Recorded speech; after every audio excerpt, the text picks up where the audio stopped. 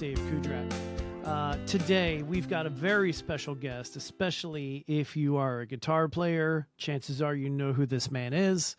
Phenom, excellent guitar player, hired gun for a number of years, has played with the likes of Sebastian Bach, the Rascal Flatts, many others. He's shared some of the biggest stages with some of the best guitar players in the world. And he's got a bunch of solo albums out, a bunch of little side projects, and he is just an absolute beast on the guitar. So I have the pleasure of speaking with the one and only Andy Wood, and largely considered one of the greatest guitar players in the world right now. Many influences. He's got a pretty diverse background, and everything from bluegrass to metal and anywhere in between.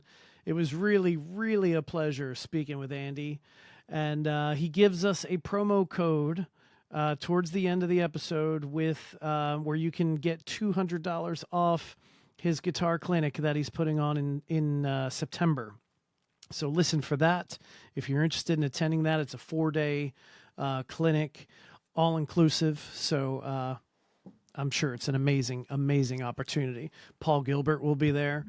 So yeah, go check that out. Listen for the promo code. Also, we've got 4 videos attached at the end of this episode. He did not have his boards with him, so he couldn't play something for us live, but he provided me with 4 different videos. And I think you guys will get a kick out of those. Again, just an amazing guitar player, awesome guy. So here is my conversation with the one and only Andy Wood.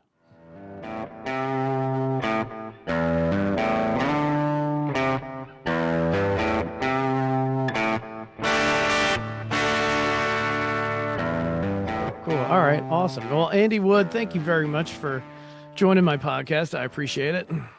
Yeah, brother. Thanks for having me, David. Yeah. I discovered you on Instagram, which is where I discover, I think, most of my guests. I mean, that's really like the musician hangout, right? It is. Yeah. It's kind of what like MySpace used to be, right? MySpace used to be very musician heavy. Now it's all Instagram for sure. Yeah, it's interesting that that's the platform that everybody chose, because it's not really like there's anything different that platform offers to TikTok or Twitter or Facebook or any of it. But just for whatever reason, every musician's like, I got to be on Instagram. Yep. So yes, I saw you did a little bit of research. I really loved your playing, everything that I've seen on Instagram and all the other platforms. And I've listened to, you've got 4 albums out. So I gave those a listen. I really dig, what you're doing and your style and all that stuff. I think you're a very talented player, and I think your resume reflects that as well. Right. Correct me if I'm wrong, but I think you've played with Rascal Flatts, Scott Stapp, Sebastian Bach, just to name a few, right? Yeah, I can't keep a job. It's a good problem to have, I guess. Yeah. I've been lucky. I've worked with a lot of different artists, some really short stints. Like I actually was just a stunt guitarist for Sebastian. So that was like a week long or a week and a half long. But then other tours I did, I did a year with Scott. I did a little over a year with Rascal Flatts. And then in 2020, Gary, the lead singer, started doing a bunch of solo stuff. And so I got in on that. So, but in general, yeah, the hired gun thing was a big part of my life from about 2013 till about 2019. Okay. Yep. And prior to COVID, I guess, right? Yeah. And I made my solo records on the side up until 2019. I just had the 2 records. In 2019, I released the 3rd record, which is where I really feel like I found my voice with Junktown. And then this past August, we just released Charisma. Yep. Yeah. Yep. That's awesome. Yeah. So that's going on about a year, almost a year it's been out, right? How do you think that's been received? How do you think that latest album's been received? Yeah, way better than I could ever have imagined. I mean, just like, at the end of the year when Guitar World magazine does the top 20 guitar moments or whatever of the year, I was on that list, and that felt really good. And obviously there's been a lot of, I don't know what you call it, but like when your heroes say stuff about you publicly. That's awesome. Unsolicited, Yeah, man. unsolicited approvals and comments and things Yeah. of that nature. That's really that's always good. That's You know? fan. I mean, just for them to even know your name and then on Oh my top of God. that pay you a compliment. I mean, come on, right? I'll tell you this, David, the one that blew me away. This was a couple of years ago. And if anybody listening knows anything about me or my music, they know there's a huge Dixie Dregs, Steve Morse influence in there. Obviously a bluegrass background, but that was my Dregs, and Steve Morse was my like gateway drug to rock and roll, right? And so a couple of years ago, about a year ago, um, a friend of mine says, "Hey man, did you see this year's list?" You know, one of the magazines, they always ask the legacy artists what their favorite album was, what their favorite solo was, what their favorite yada yada was from the year, you know. Yep. And I said, "Nah, man, was it a junk list?" He's like, "Brother, you better turn the page." Whatever.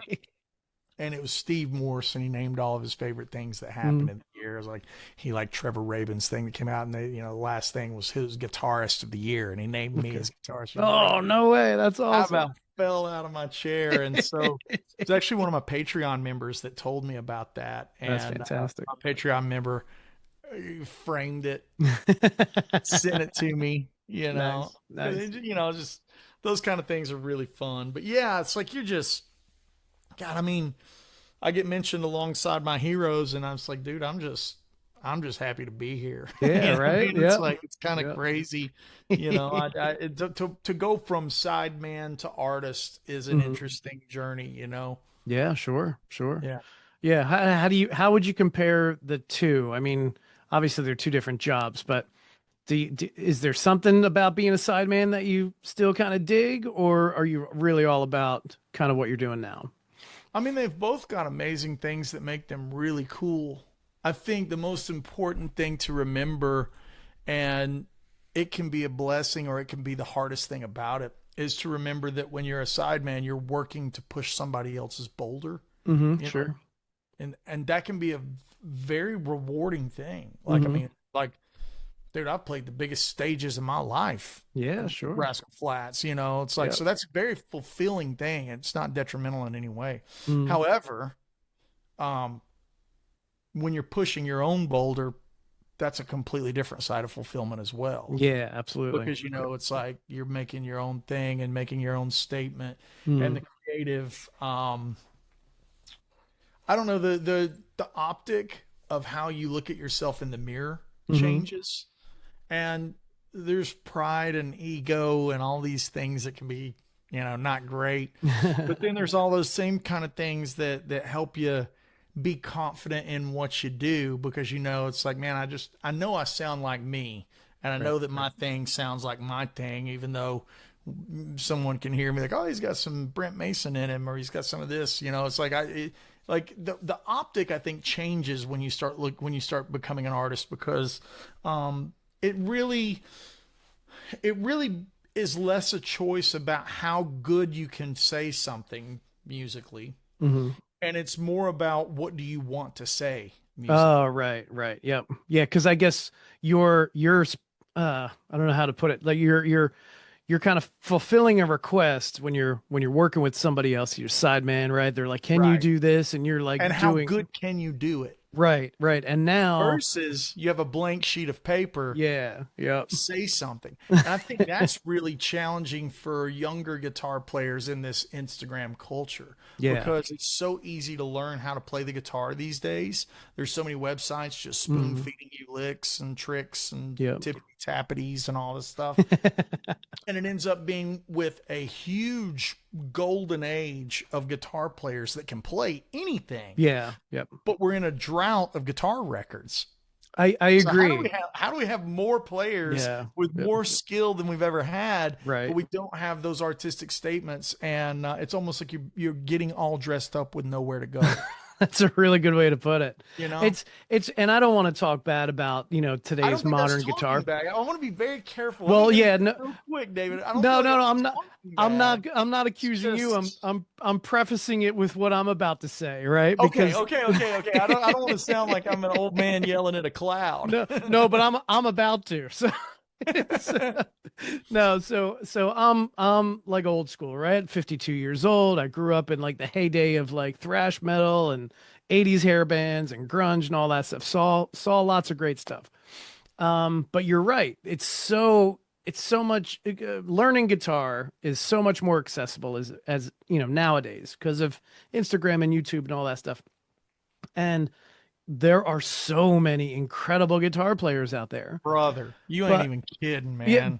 but for some reason, there's a large part of them that I don't really want to listen to. Like if I feel like they're missing like the soul or something behind. I don't know what it is, but I can tell you what it is. They're missing the songs. And I don't mean okay. good or bad as in a Yep. judgmental way. Hmm. You just go, hey, I want to click on this player and I'll go to Spotify to listen to them, and they don't have any records out. Oh, that's a good point. Yeah. Yeah. So like Yep. when the old men and us yelling at a cloud, get off my porch, get out of my yard, and stuff starts happening, we just chalk it up to like, oh, they don't play with the conviction. It's like, no, man, they play with every bit of real good stuff that can be played with. Right. It's just they're not writing a song. You're just not That's playing true. me a song. That's And very I true. think that's the hardest thing that our younger brethren and our younger fraternal order Mhm. needs to realize is like there is a reason to practice beyond being accomplished at the instrument. Right. Right. Like that's just kind of getting you to the pros. Hmm. And I Yep. think that's another thing that I've learned from being an artist is like, let me tell you, let me just break it down, David. All right. I'm here for it. You go on stage with dudes, like I've been on stage with guys with the last name Bonamassa Nice. and Johnson and Morse and Petrucci. Nice. And you go, all right, I'm going to play this John Petrucci camp and I'm going to go up there next to him and Kiko and all these cats. Mm. Am I going to play the funk backing track in B flat? Because John's playing Glasgow Kiss and Jaws of Life. Right. Right. Yeah. Right? You see what I'm saying? So it's I like, hear you. if you don't have a catalog, Hmm. you got nothing to say. And I don't That's care true. how good you are at the guitar, you got to have tunes. You Yeah. got to have the thing that goes, I paid $50 to see Steve Vai tonight. I've heard For the Love of God 1 billion times, but if I don't hear it tonight, we have an issue. Like you want to hear Sweet Child of Mine Right, when you go right. see Guns N' Roses. That's you know? And absolutely I right. think that's the thing that our younger fellowship needs to kind of maybe just discover in some soul searching is like, I'm telling you, David, everybody's so good these days. Yeah. Yep. Every player I see is just devastatingly good, and it's inspiring, man. Like Sure. Sure. a boatload of players that are just killer. Austin Crum, killer telly player. Yep. Man, Jack Gardner in Monster, Baxty, Monster in metal. Guys like Brandon Ellis. It's like there's Yeah, just man. there's players everywhere, Hmm. and then you go, all right, I'm digging into your catalog. And there's no catalog. And I think that's the difference between being, and I don't mean this disrespectfully in any way, Sure. but like that's the difference between a guy like Giacomo who made content Yep. versus a guy like Nick Johnston. Okay. Who's that? Nick Johnston's got, well, he's currently out with Mastodon, but before that, he's okay. had 5 records. Gotcha. Like he's Okay. had Gavin Harrison from Porcupine Tree playing drums Yep. on his records. I mean, like, Oh, that's awesome. Nick's a monster. Okay. And like the deeper you dive, the more songs you get to hear. Yeah. Yep. Yep. It's like what made Tosin the thing? Was it just the technique and the chops? No, it's like he's got No. records. He plays Yeah. Yep. plays music standing up in front of Right. people. You're right. That's a That's big what deal. makes a guy like Plenty special. You Yep. know, it's like there is it's serving a greater purpose than to just be good for the sake of being good. Which I don't think if that's your life's goal, man, I don't want to poo-poo on it. Sure. Same way it's like if someone just is like, man, I hang drywall all week and I just want to pick up my guitar and play Crazy Train on Saturday. Hey, man, more power to you. You're More probably power to happier than the rest of us. You know? That's right. But like, That's right. but like if you are listening to this podcast and you want to know the difference between being the side man and the artist, it's like when you're the artist, you've got to have something to say. and it's got to be yours. It can't be. Mm-hmm. I mean, we're always going to have our moments of heroes sneaking into our playing. Like I can't hear a Petrucci thing and not hear a little bit of Al Di Meola and Steve Morse. Sure. Or like I hear Eric Johnson. It's like you're going to hear some Clapton and some Hendrix in there, you know. But you got to have a place to take it, and that end goal, that end finish line of making music as art, for me, in my perspective only, is that end finish line is like having songs that make an album that's a part of a body of work. Yeah, agreed. Yeah. Like that's what the game is to me, because that is what leads you to standing in front of an audience, to play music for an audience, to connect with people. Right. And that is, to me, the goal is to play music for a person and have a person feel something. Yeah, absolutely. Yeah. And I just don't think you get there with hot licks. As much as I love hot licks. It's like that was the thing, is like, look at Ed, man. Ed had the songs. Oh yeah, absolutely. Satriani has the songs. Yep. Yeah, it's even like somebody like Randy Rhoads, right? I mean, his solos inside of those songs were just they were songs in themselves, in my opinion.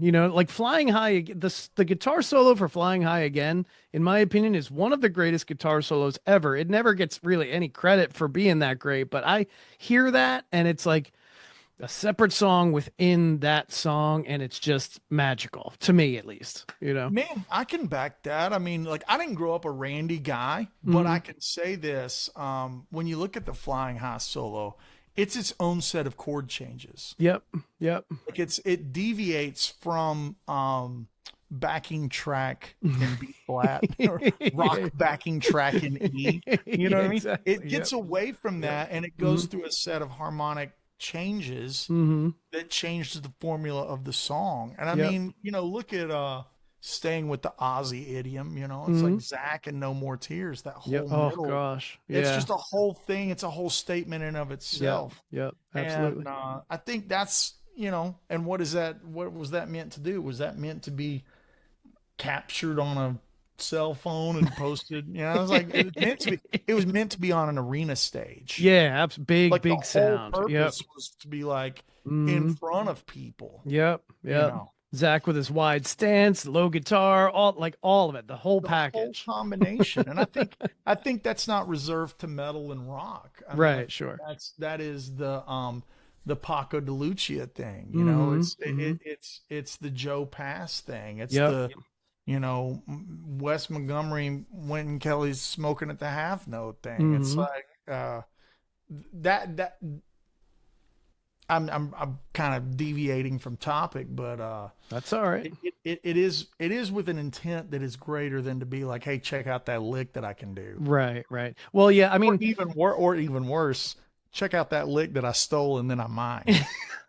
I know, right? It's awful. It's not good. Yeah, and then conveniently forgot to give credit to the guy you stole it from. Yeah, man, that's a. And I hope that all the players that hear me make that joke and make that statement, I hope you realize I'm not just taking pot shots at somebody. Sure. It's a thing where we don't learn life lessons without those around us to help us course correct. Right. Absolutely. And hopefully that's I want that kid to come back in the game. I want him to take time off, come back, practiced, ripping with an album. Yeah. Yeah. It'd be great. That's the win. Yep. Yeah. It'd be great. It's not to get him off the instrument. Yep. It's to course correct, help. It takes a village to raise an idiot. Right. Right. Well, you had mentioned Rhett, so I assume Rick Beato, or at least you know of him, right? Because Rhett Shull used to be Rick Beato's producer.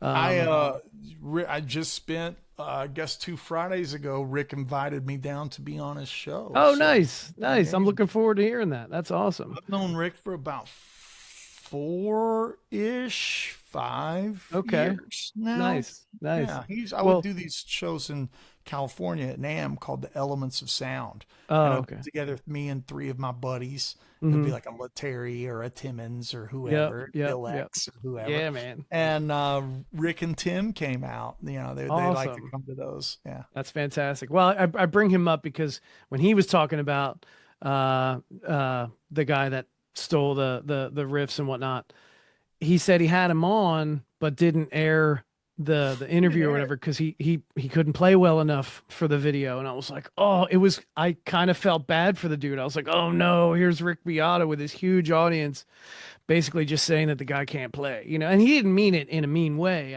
No, no, no. It's just a matter of but fact. I'll tell you, it's high pressure being around Rick because Rick's sure. got golden ears. Yeah. He Yeah. really does. There's no fooling him. Mm-hmm. And it is intimidating to play music in front of Sure. Rick, but I like playing music, so I sat down with my mandolin and Yeah, man. Nice. played, and Nice. I actually did a version of Free Range Chicken on. Oh, sweet. Because I'm a guy that likes to play the songs. Again, Yep. it goes back to Yeah, that. yeah, Right? yeah. Yep, So yep. I walked in. I was like, "Yeah, man." So I got back, and he's like, "You want to play?" And I was like, "I mean, is that not what we do here? This is a recording studio." He laughed, and I laughed. You know what I mean? Yeah, Just man. because of the Yep. situation. So, Sure. No, yeah. that's great. That's what you were saying about kind of like the Instagram, TikTok players. I equate that to my own experience when I was like I started playing seriously when I was like 14, but to my own detriment, I didn't really play songs. I didn't try to create my own songs. All I wanted to do was play Angus Young riffs, AC/DC Metallica riffs like all day and just like impress my friends with like, hey, check out the riff that I learned. I wasn't even learning the whole cover song. I was So just how learning old were you though, 14. brother? But That's not what I'm about to make. I mean- unfortunately, those bad habits continued for like a good 20 Oh, years. I got you. You know what I mean? I didn't start getting into like writing until like maybe 5 years ago. It's like learning an entire song. Yeah. Yep. Is, you know, Mhm. I have a 80s Steel Panther-esque kind of thing. Nice. We do I about love 15 shows a year. Awesome. And it's called Love it. Skank Banger. Okay. And, Nice. Ben Eller is the other guitarist. Oh yeah, Ben. Yep. And he's the rookie member of Skank Banger, being in the band since I think 2018 or so. Nice. And nice. he's the rookie. That's hilarious. But Ben is a great example of a guy that learns complete songs. Like Mm-hmm. he'll sit, it's like, and our drummer is another great example. Andy Campbell's a great example of a guy that he learns songs. Like Mhm. it's not about, hey, check out this trick. It's about, I got to do 3 hours of these tunes. Yeah, And I yep. think the earlier you can break those bad habits of just not completing, not ever Yeah. getting to task completion Mm-hmm. things. Mm-hmm. Yeah. And not to say that there's never room for improvement. I've been playing 35 years and I still go back and work up things that I learned when I was a kid. Like the other Oh, day, really? Nice. yeah, man. The other day I did that Ricky Skaggs Country Boy solo because it's just one of those Mount Everest, like, golly dang, it's really impossible to play. Nice. But it's That's like awesome. going back and visiting those things.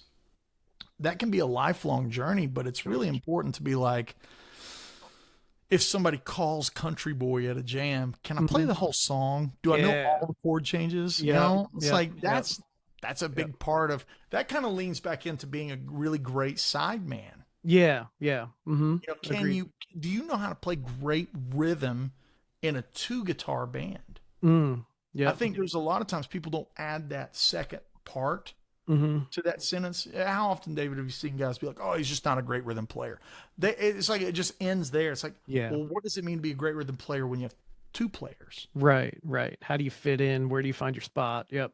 Mm-hmm. Is this meant to be doubled? If Mm-hmm. it is, how tight is it? Right. Is this meant for me to do textures and pads while you do this other riff? Like Mm-hmm. that's a real challenge. Yep. That's a very good point. Yep. Very good point. I keep getting distracted by that red guitar over your shoulder, man. I've got it. I remember seeing drawing a blank on his name.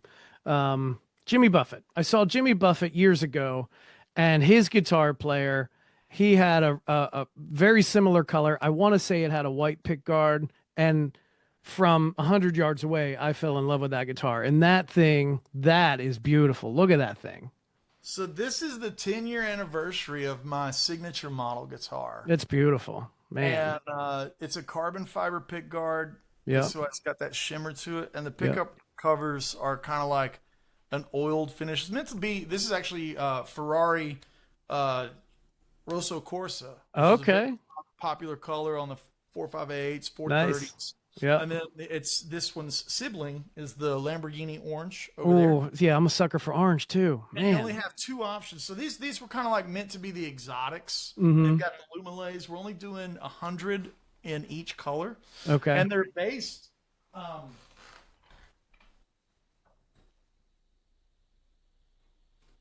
This is the original right here. There you This is go. the prototype, and this is one most people have seen me play a lot. Nice. And you can tell how wore out, how much it's been played. Yeah. This yeah. one was actually fabricated and a complete one-off, and I actually stopped playing it and touring it because, flying with these instruments has gotten so dangerous. But Yeah. if something happened to this one, I'd be pretty bummed because this is where it started. Yeah, man. And we built this just to be a one-off for me Okay. in 2014. Nice. Well, so how did that relationship with Sir come out? Or how did it come about? I mean, you're one of their signature artists, so explain to me how that. It was an internet thing. They found me on there, and I didn't have a resume. I was a young buck, Yep. early 20s, and they liked my playing. And so they offered me a deal. I was working with a hard rock metal band called Down From Up. Mm-hmm. And we were touring with like Seven Dust and bands like that opening. And so I got a Modern, and then my career started growing. I'm just going to fast track the whole story. Sure, 2014, I told John, I was like, look, man, I'm a telly guy, but I want more of a hot rodded thing. And so we came up with this idea, like blending the heel joint of the nice. Sir Modern with, 24 fret, tremolo and everything. Mm-hmm. And I wanted it to kind of look like an old muscle car, like a rat rod. So like the flat black and the brushed aluminum. Mm-hmm. And you can really tell how many miles has been. Yeah, put on man. this thing. It's beautiful. It's been all over the world. And so, it became one of the best selling Sirs. The Modern T is, and I think the one that everybody recognizes is this one. This is my number one. Oof, yeah. That's gorgeous this too. is the one I guess I'm most associated with. Mm-hmm. I actually got this one to be the road dog to take the place of this one. Oh, okay. And I just kind of fell in love with this. So this one became number one, and this one became the one that doesn't leave the house. Right. It became the 10-year anniversary, and I wanted to do something special, so we did the orange and the red. Yeah, they're all four of them. They're gorgeous. I love it. Yeah. And they're all like, I'm a really big car guy, so we have another color here. This is actually the Z06 Corvette Gray. Oh, cool. Very nice. Yeah, it's like, everything's kind of spawns out of everything kind of spawns out of being a car guy, Nice. Excellent. I love it. So where are you at? I think you're originally from Knoxville, right? Yeah, well, I've lived here long enough to claim it. I moved here when I was about 15 from Where North is here? Carolina. Where is here? Knoxville. You're in Knoxville now. Okay. I thought you were originally from. Okay, sorry. Originally from North Carolina. And then moved to Knoxville. And then, of course, with work in the music industry, I work out of Nashville a lot. I got you. Yep. What do you so obviously so what's my next question? So you kind of did the Sideman thing. Now you've got, your fourth album has been out for almost a year. What is kind of your main gig now? What do you do? I mean, you mentioned Patreon and things like that. Like what have you got going on right now? So right now I'm doing 3 things actively. Mm-hmm. One is my solo stuff this year with the 10-year anniversary of the guitars. We've been doing clinics. Yep. So I actually got a couple of those coming up in Europe. Yeah, I saw a couple UK dates on your website. Yep. Yeah, that's coming around the corner. They're clinics you said you're doing? Yeah. Okay. And then obviously shows and stuff too with that. Then playing with Gary LeVox I still tour with him when he does his shows. So there's some of those that have been not, I don't think the full calendar has been put on my website yet, but I just got it. Yep. And then the Woodshed Guitar Experience that we do in September, which is our 4-day weekend. It's like one of these rock and roll retreat kind of things.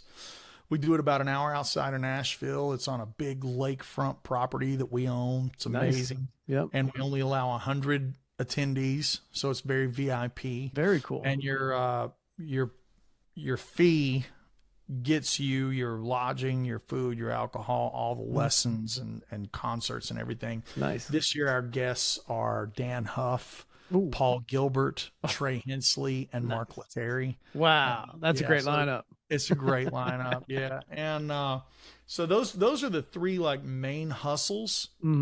And then I have like little satellite hustles that I do for fun, like Skankbanger. It's just a for fun thing. Yeah. And then of course running my online community takes a lot of effort and a lot of manpower. It keeping the Patreon and YouTube and Instagram and all of those type of items rolling around just takes a lot of. I mean, getting back into what it takes to be an artist, you're working much longer hours. Yeah. Because there's always something to be done. Yeah, right? Absolutely. And then in January, for the past 3 years and moving forward, I am the musical director on Shiprocked, which is this cruise, like hard rock metal cruise. And my position is the music director for the Stowaways, which is taking all the different rock stars from different bands. Oh, cool. And making little super groups. And so that's awesome. That's like one of their headliner things. Yeah, it's really fun. Like this year I got to do Van Halen's Dreams with Joey Belladonna from Anthrax. Oh, nice.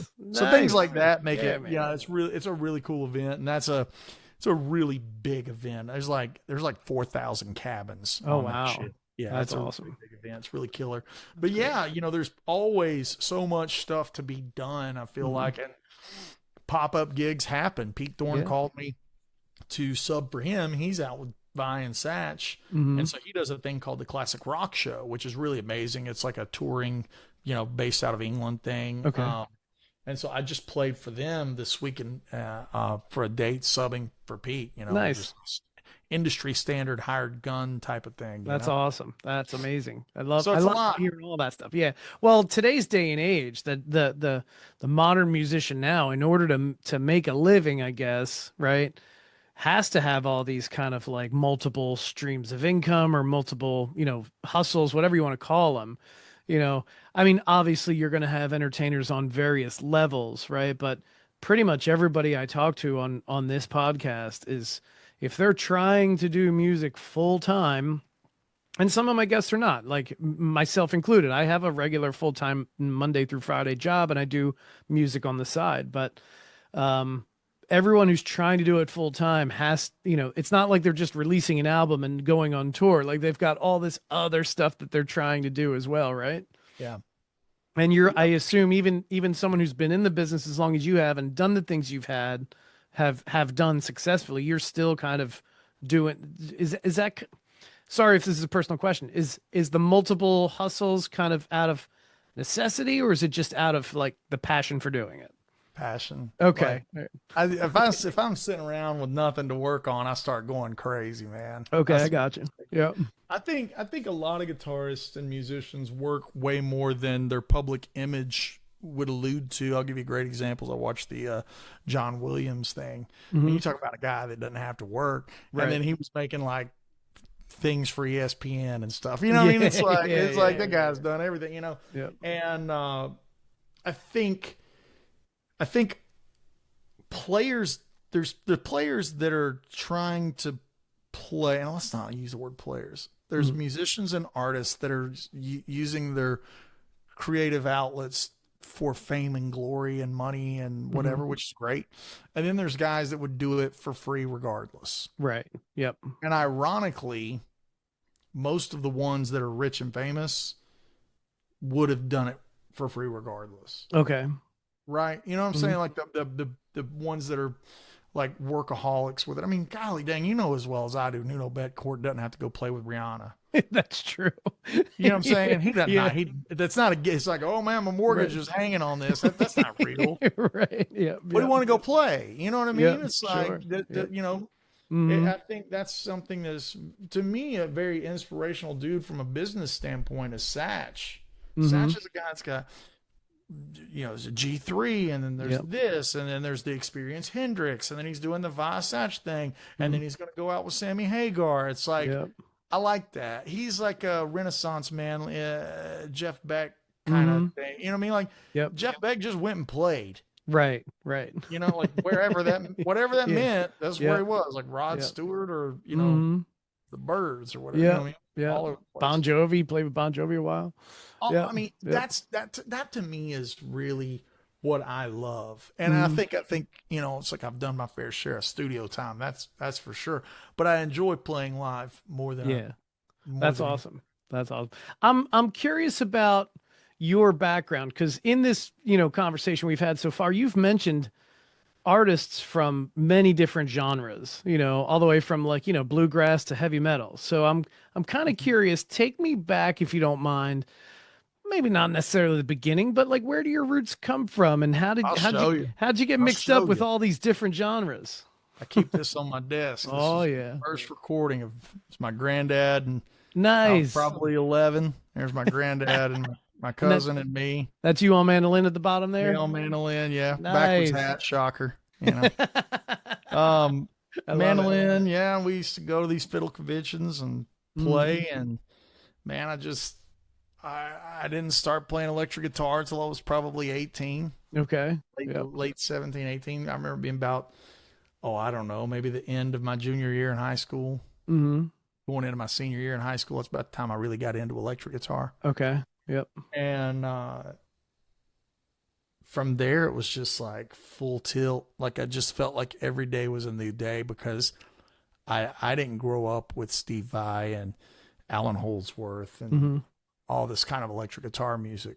I grew up with Tony Rice and Flatt and Scruggs and Bela Fleck and Jared Douglas and Mark O'Connor. Like that's what I grew up with. So when it was almost like I got to live two complete musical lives, you know, and there was a slight advantage coming into the guitar with a above average right hand picking ability from the mandolin. You know, I think I'd be a liar if I didn't say that helped.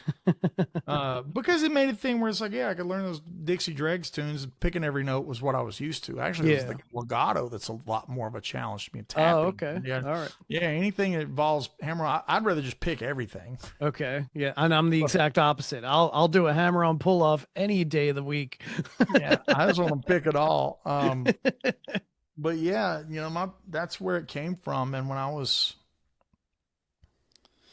probably 20, I started down, you know, me and two other guys here in town started down from up, and it started in one kind of lane, ended up in another lane, and then ended up doing my own thing, you know, and touring and stuff. Yeah. That's awesome. I love it. I love it. Let's see. So you mentioned your dad, right? And he's got a cassette out, right? That you're no. That was my grandfather. Your grandfather. I'm sorry. My bad. My your dad didn't play at all. My dad, he's the one with a love for cars. Oh, okay. All right. What does he? How was he into cars? Was he like a mechanic or anything, or just a car guy? A lover. He was just a guy that just loved cars and would go to car shows. And me and him really didn't have a lot in common early on. Okay. Boy, when I hit 15 and I discovered the power of an automobile, just like our souls aligned. There you go. Yeah. Nice. So we spent the next, probably 8 years going to every car show in the Southeast. And, you know, me and him turned wrenches and wasted money. I'd say it's smiles per gallon. That's what. There you go. It's nice. Smiles per gallon. I love that. That's awesome. So your grandfather then is what was his like? Give me the abbreviated version of his journey. What did he do as a musician? Oh God, I don't even remember how he started playing music. I don't even know where he started, when he started. He played his whole life. Played in the Army when he was a teenager, and he was in the Army band band and stationed in Germany, and loved fiddle music and bluegrass music and everything from Crazy Arms to Kenny Baker. Okay, It's nice. like Ray Price, Kenny Baker, I think, is the full gamut of everything he was into. He never really cared about electric guitar stuff. Okay. I got that. But I loved mandolin playing and fiddle playing and guys like Stuart Duncan. Was he the one that turned you on to the mandolin? Like, how'd you start on the mandolin? He had 3 daughters, and 2 of the daughters each had a son. We were the same age. And so when we were 5, 6 years old, he was like, all right, here, let's go get it. Nice. It was funny. He was always telling me and Brian as we got older into junior high and stuff. He's like, boys, don't ever chase this music. Don't ever, get a good job. Ironically, Brian ended up playing for Travis Tritt for the past 16 years, and I've done my thing. So it's like, we didn't listen to him there. We didn't learn that lesson. Did you ever have kind of like a traditional like job, or was it always music from like day one with you? Music. Always music. Yeah. I knew as a teenager that it was. I even attempted going to college. I did a year and a half at ET. Did you? Okay. And for jazz. Yeah. And, okay. All right. Yep. But every time one of those Western Civ classes or something outside, I just mentally checked out. And ironically, I really love history and I love that. But it's just like, to me, that was just wasted time that I could be playing. Sure. And then in that, the reason I quit going to school was I was getting so many sessions. Oh, okay. All right. So I was like, well, I guess we're just gonna. Yeah. How did I assume the answer to this question is going to be like, well, you were a good player and you got a reputation and people started asking you to play for it. Is that how you kind of became a session player at a young age? Man, this is going to sound like such a cop-out answer, but just practice. Is that what it is? Just play, man. Yeah. I was clocking 7-8 hours a day. Okay. Like I would play all day, go to Pigeon Forge and work in one of those theater shows, Pigeon Forge. I would do that show. I would leave that show, go straight to University of Tennessee campus and gig at the clubs till 3 in the morning. Yeah. Get a little bit of sleep, wake up, just play all day. Just do it all over again. Like if you counted the practice time plus the gigs, it was 15-hour days. Oh, wow. Okay. I couldn't get enough of it. I still can't get enough of it. It's the first thing I do when I wake up. I come down here and start getting after it. And I actually loathe the idea of answering emails and doing business. It's like, I don't like that. I want to be playing, but you got to get yourself an assistant then. It's like, for sure. But it's it's like, I struggle with letting go of the, I'll do it. I hear you. I'll do it. It's like, that's, I actually got my first intern, young kid that's going to school for film and stuff. And so I've spent, these big budgets on these music videos for the new record. And he was like, hey, I'd love to intern for you. And I was like, okay, actually, nice. I need someone that can edit YouTube footage. So awesome. The more I get, the less I have to edit, the more videos I can put out. Yeah, there you go. Yep. That's awesome. Yeah. I've got a backlog of maybe 10 or 15 podcast episodes that still need to be edited and sent out. It's a lot of work. It is a lot of work. It really is.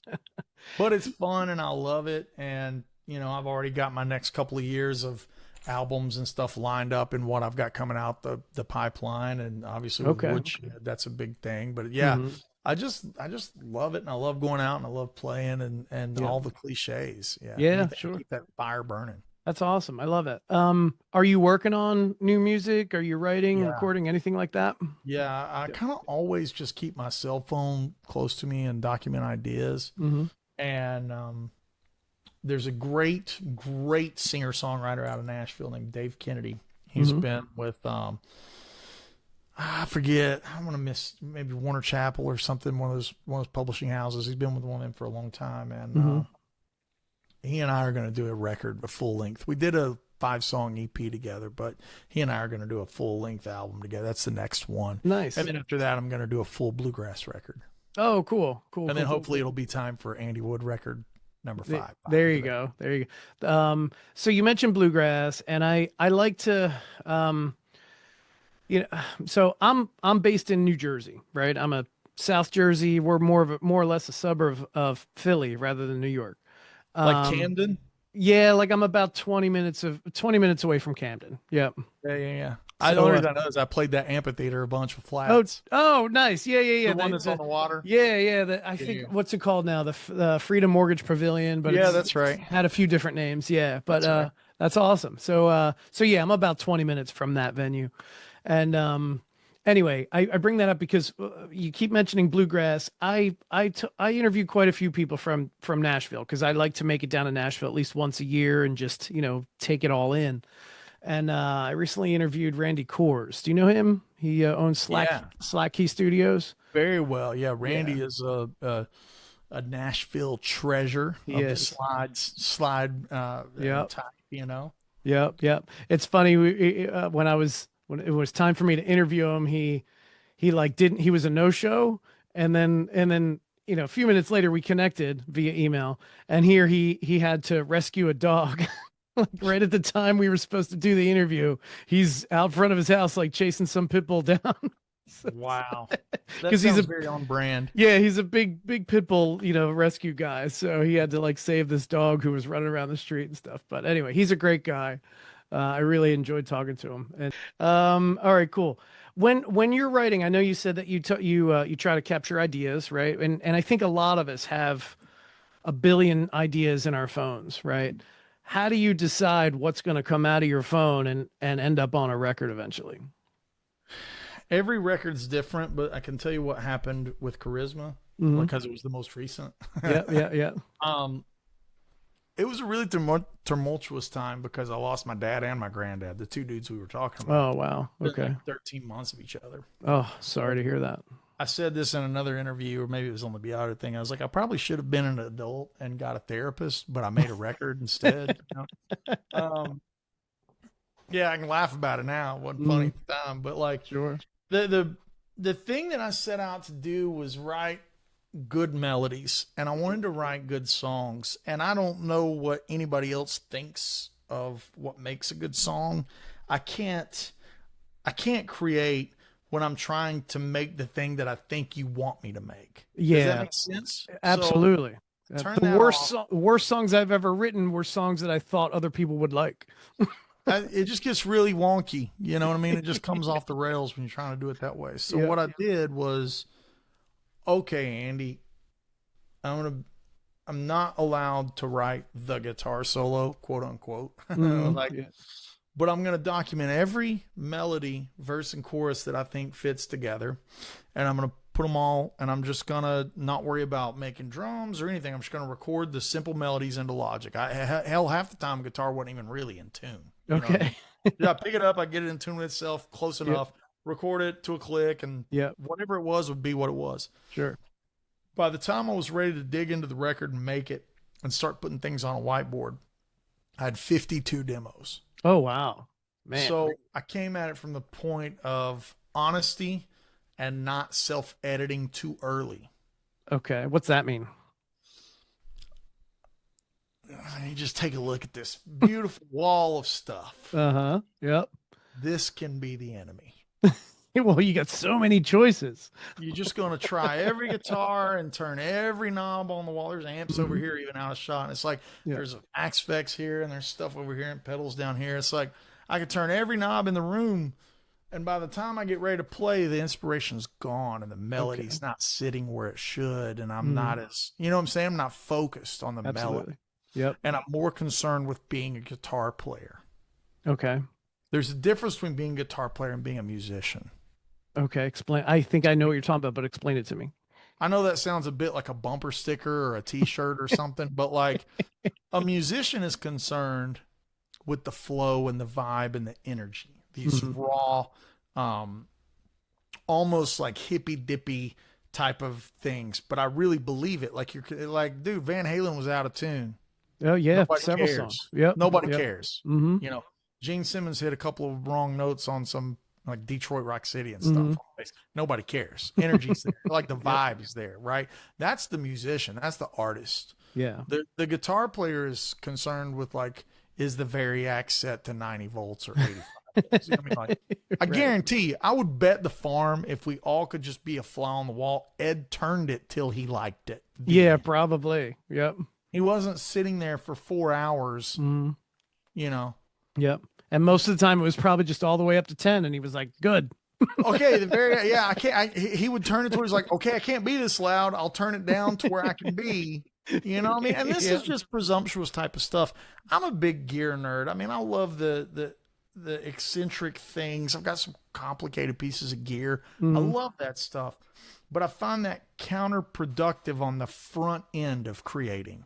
That's what you do on the back end. When I was making Charisma, I was a musician on the front end. And then when I was tracking it, I became the guitar player. Okay. That makes sense to me. The guitar player is obsessed with like, okay, we're going to have to retune the guitar for this one chord because the intonation, you know, it's like the guitar's an imperfect instrument. Right, right. Okay, we're going to punch in that one chord and like, that's the guitar player.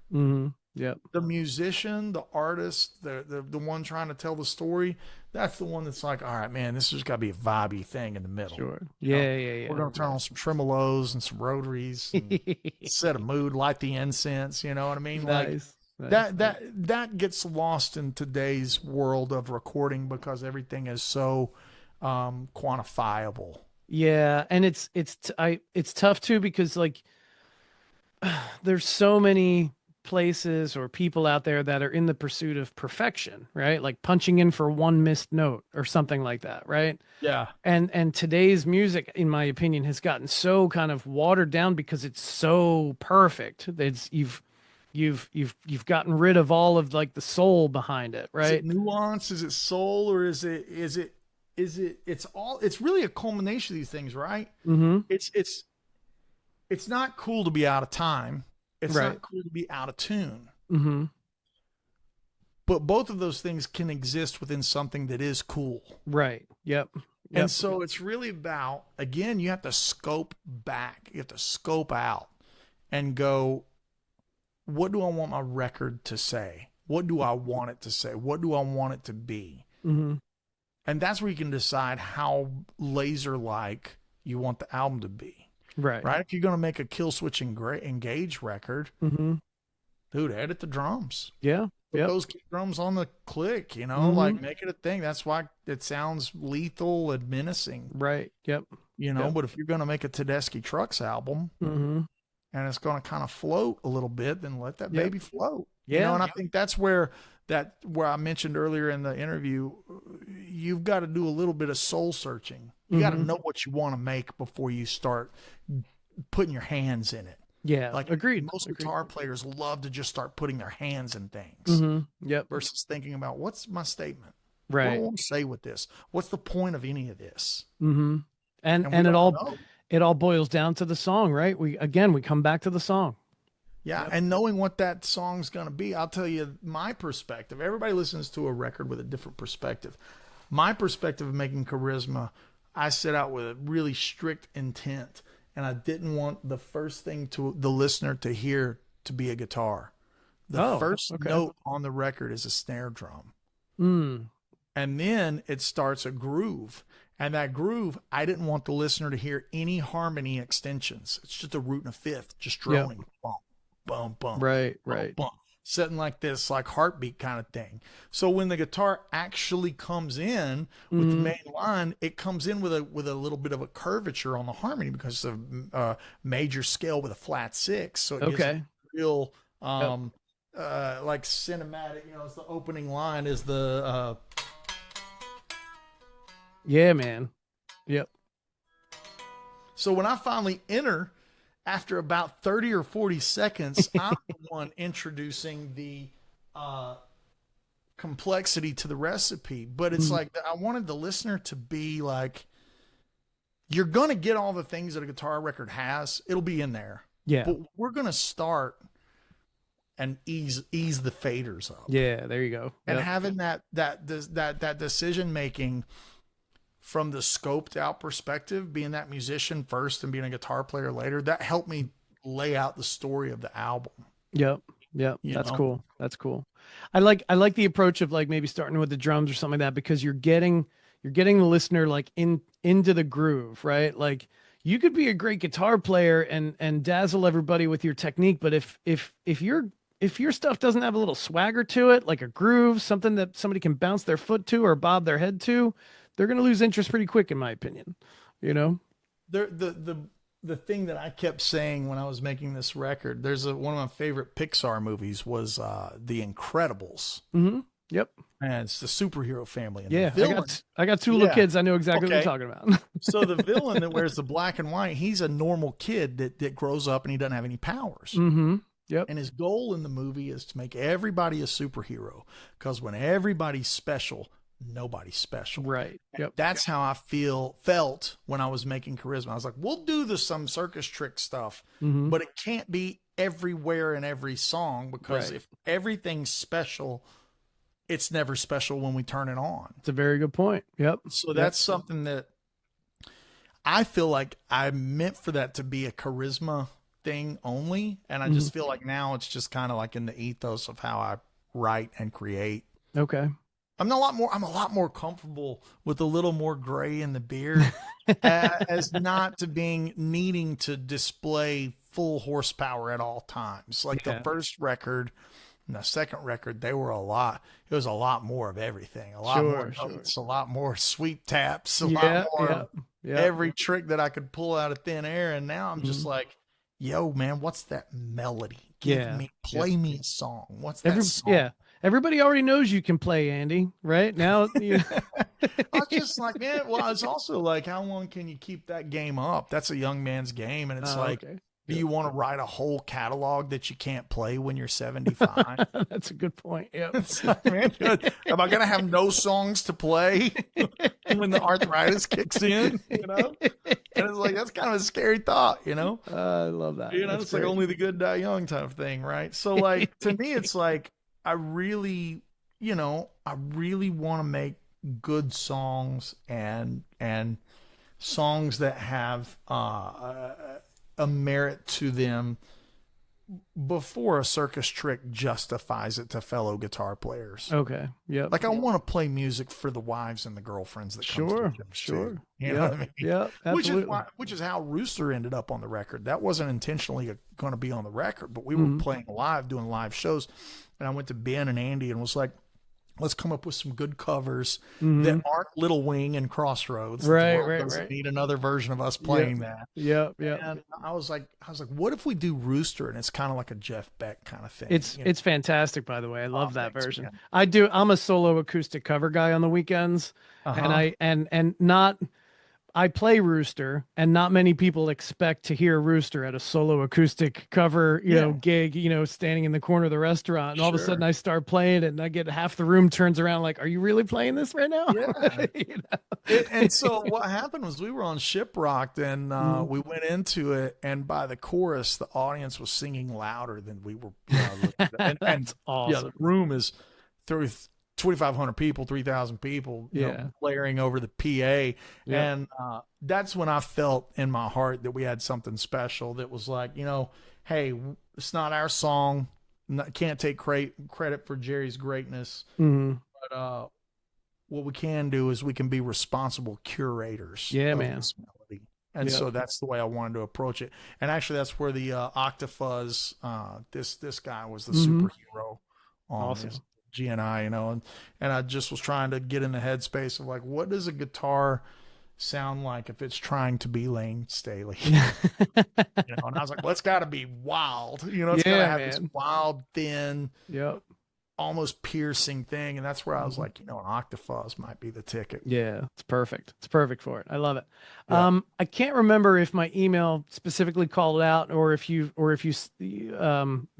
we talked about it already, but usually at the end of my podcast, guests will play like one or two original songs. I don't know if you're into that sort of thing, or if you just want to have the conversation and have it at that, that's fine. Or brother, I tell you what, I would play because I would love to play. All of my boards are at XTS right now. Oh, okay. Just dropped them off. Okay. No worries. On Friday. So I don't have a way to give you my songs. That's okay. That's okay. I could plug you in and be like, all right, now pause the track and we'll unplug. And right. But it's actually all the touring boards I take in about once a year, maybe once every 18 months. And I do everything from firmware updates, maybe move some stuff around. Yep. And, the guys in Nashville's XTS, Exact Tone Solutions. And so I took every touring board that I have. Yep. I was like, look, I got 2 weeks. This is the time that they can go. So I apologize. Yep. No worries. No worries. And, that's okay. And fulfill, but that's all right. That's all right. Well, I appreciate you taking the time to talk with me, Andy. I really do. It's been a pleasure. I keep staring at that red guitar over there. I might have to buy one. It's a good one, dude. It's a really good one. I don't have a Telly, but I've always been kind of thinking, I've got a Strat, I've got a Les Paul, I've got an SG, I've got a couple Strats. I have a Mike Landau signature Strat that I absolutely love. That I got. Is it the Como? The Como Strat? I got the Fender Como. I bought it at Groom Guitar in Nashville, and it's a beast. But I've still had my eye on a Telly for a long time, and that one, that's a beautiful guitar. They're awesome, and I used it for the first time this past week with the Classic Rock Show on that song for Pete, and I really loved having Lumile inlays. Oh, really?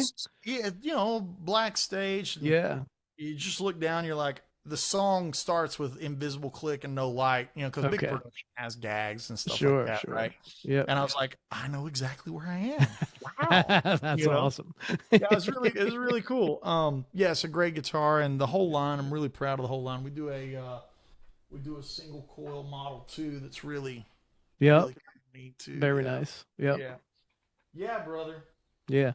So again, I tell you what, I'll give you a rain check on that playing. No worries. Yeah. I mean, I feel so bad. It's like normally I'm just like, man, it's okay. Right, if you want, and I know you've got UK dates and stuff coming up. If you have time, or even if you have a video or two that you've got in the vault somewhere, you want to send me something, I can tack it on, something that's already recorded, or maybe you record a video or something, and then send it to me. I'll tack it on to the end of the episode. It's entirely up to you. Okay, well, so maybe this will work. I recently won about 12 Telly Awards for my 3 music videos. For nice.